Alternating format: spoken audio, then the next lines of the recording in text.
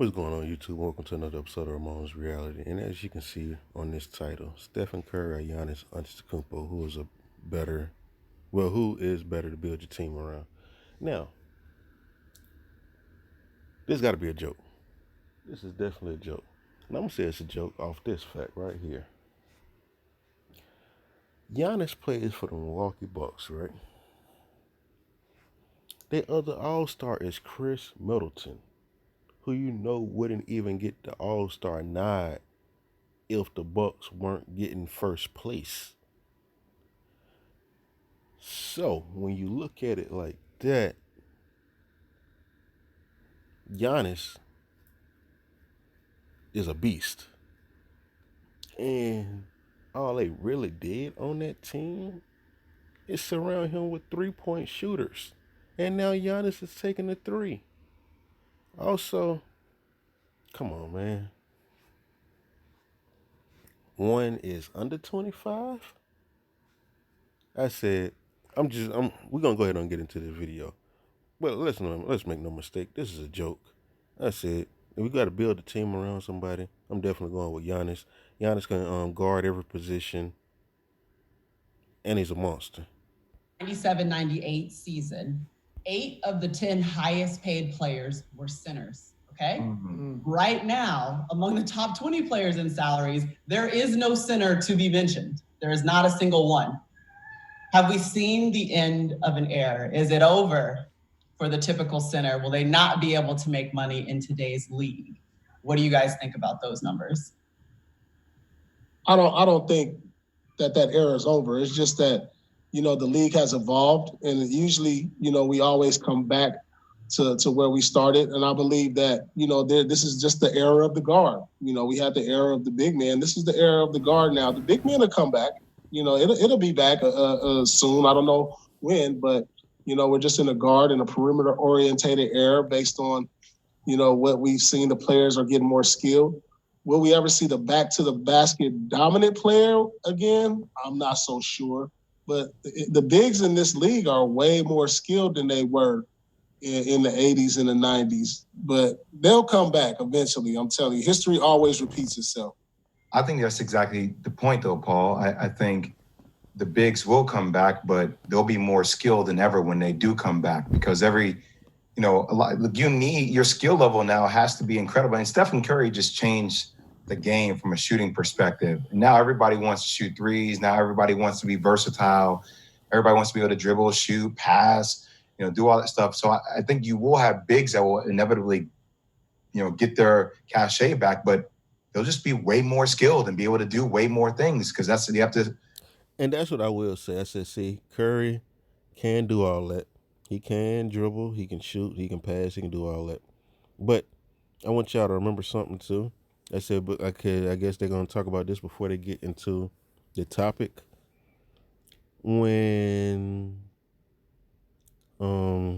Jason Kidd was the coach of the Milwaukee Bucks, you know what position Giannis played? Point guard. The man was a 6'11" point guard. Giannis, when he first came to the Bucks, he was a shooting guard.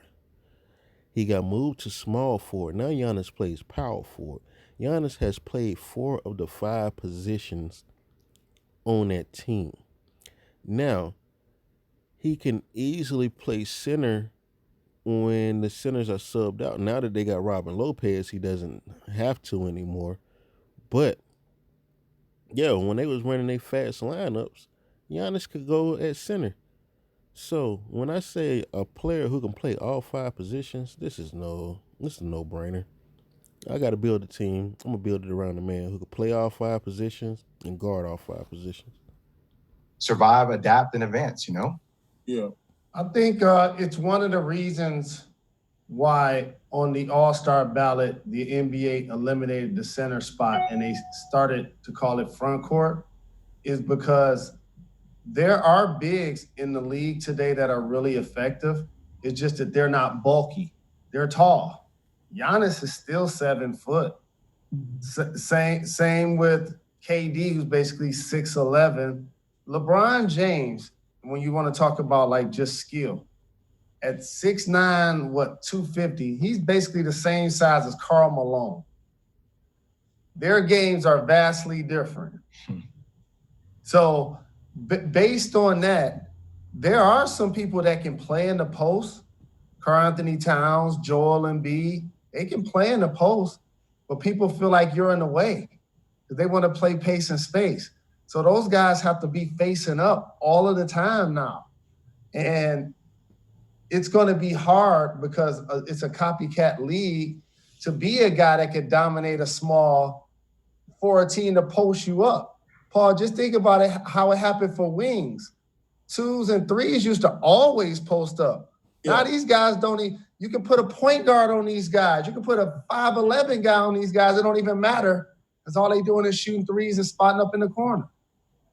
Let me ask you this. Would you start a team, if you could right now, you get one player, are you going with elite guard that can shoot the lights out, or are you going with versatile 7-footer? Giannis style. So I guess, are you going Steph or are you going a Giannis? How are you guys starting your team? That's an unfair question because Steph is already proven. No, I want to know what you value most. I want to know what you believe should be the building block of your team. Always the building block. I'm always gonna go with the perimeter player all day. Somebody who can shoot from the outside and the inside, who can create for others.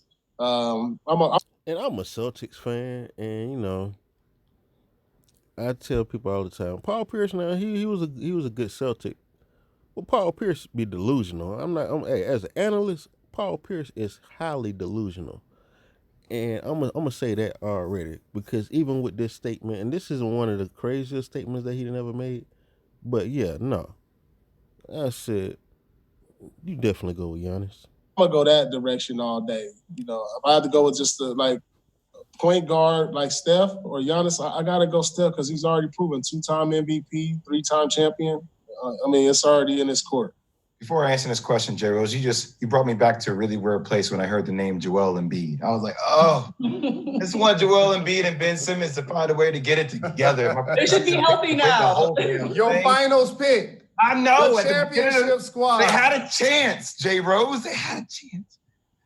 Anyway, sorry about that emotional roller coaster.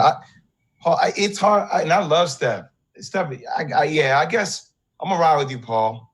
And Giannis is versatile and he can do it all. Like, there's something about a guy that just has the confidence that could put the ball in the hoop from anywhere on the court. And look, I think one of the most underrated things about Steph, because his handle it's way more outside that tight confined box that you dribble. His handle is extremely, extremely elite. Like, his handle is next level. So a guy that can handle like that and shoot, I go with Steph. Maria, I'm like Paul. I want somebody that has perimeter skills. Oh. I'm like Jay, that wants somebody that has an elite handle that can shoot the lights out. It's still a tall man's game, fellas. I'm going to take the hybrid of Giannis and Steph and give me Kevin Durant. Mm-hmm. That's who I want. The guy that's taller than everybody that has all of the guard skills. That's really what it is.